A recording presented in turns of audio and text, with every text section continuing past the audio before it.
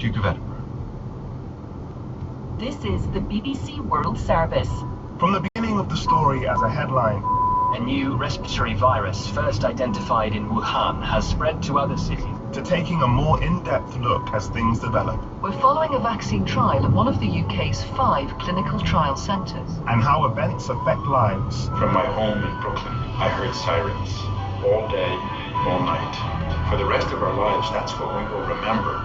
We're reporting from all around the world. Let's cross to Istanbul. Let's get more from Hong Kong. Welcome to Delhi. From our correspondent in Sydney. The latest from Johannesburg. And telling the stories of the people at the heart of the headlines. Protesters have marched through several cities in Belarus in defiance of a harsh clampdown by the security forces. Every time we go out, we're really afraid. Who is around you? Who is following you? My country is in turmoil. The BBC World Service, the world's radio station. This is the BBC World Service. Buckingham Palace has announced the death of His Royal Highness Prince Philip, the Duke of Edinburgh, husband of Queen Elizabeth. He was 99 years old. A statement from the palace said he'd passed away peacefully this morning at Windsor Castle. Here on the BBC, we'll continue to reflect on his life and his passions, including the environment, and we'll be getting more reaction from around the world. First though, let's get a summary of the news. BBC News with Debbie Russ. Buckingham Palace has announced that the Duke of Edinburgh has died. In a statement, the palace said it is with deep sorrow that Her Majesty the Queen announces the death of her beloved husband, His Royal Highness the Prince Philip, Duke of Edinburgh. His Royal Highness passed away peacefully this morning at Windsor Castle. The royal family joined with people around the world in mourning his loss. Prince Philip, who was 99, was the longest-serving consort in British history. The Duke and the Queen were married for more than 70 years, and Prince Philip dedicated decades of his life to royal duty, serving the nation at the monarch's side.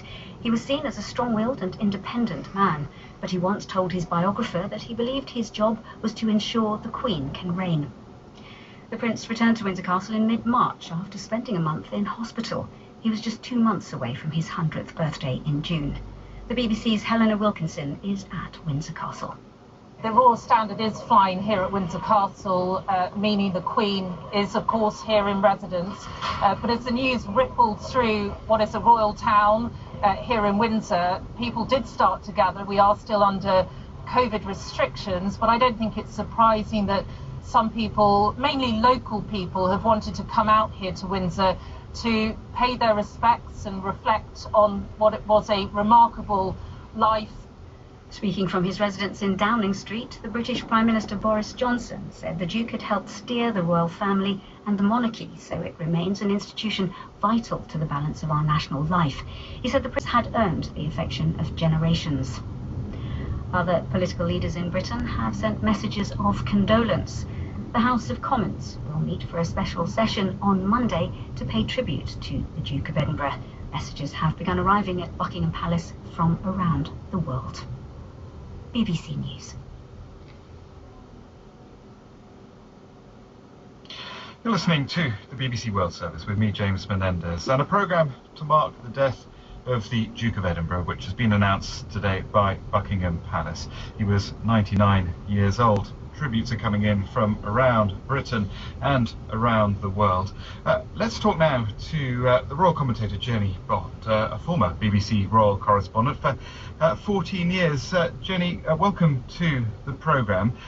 When you were covering the royal family, did you get much of an insight into the Duke of Edinburgh's character, into his personality? Well, yes, I've been covering them for about 30 years now, and I've travelled the world with the Duke of Edinburgh and with the Queen. And he was, well, how would describe him as a proud man, a feisty man, an interesting character. I remember that someone within the palace once said, well, you know, Prince Philip was quite a handful, really, in many ways, a moderniser, and quite a man who wanted his own way, but how boring it would have been if the Queen had married, you know, someone she might have been expected to marry, a rather tedious aristocrat of some form or another. He was nothing if he was not interesting, Prince Philip. He kept you on your toes. Interested you used that word moderniser. What did you mean? Well, when he arrived at Buckingham Palace as the Queen's husband without really a role, he had to find a role, and the first thing he did was set about trying to modernise the way the court worked. He found it stuffy, old-fashioned. The courtiers seemed to put obstacles in the way of everything he wanted to do to make things work better, more efficiently. Prince Philip was a very scientific man. He was deeply interested in design and efficiency. And he went round every room in the palace when they took up residence there and opened the doors and said, well, who are you and what do you do here and how can I make it better? How would things work more smoothly? The courtiers at the time didn't like things being changed. Change was not a word that agreed with them at all.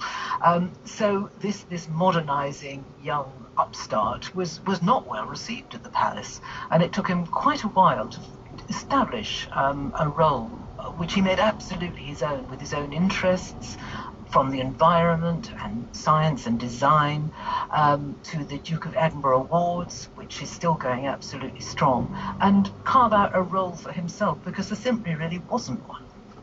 What about his role in steering the royal family through some turbulent times? I mean, there have been many of them. Did he do much of that, or did he leave that to Queen Elizabeth? No, I think what we should recognise is that although he had to, if you like, be slightly subservient to the Queen in public, walk a couple of paces behind her, the Queen always came first.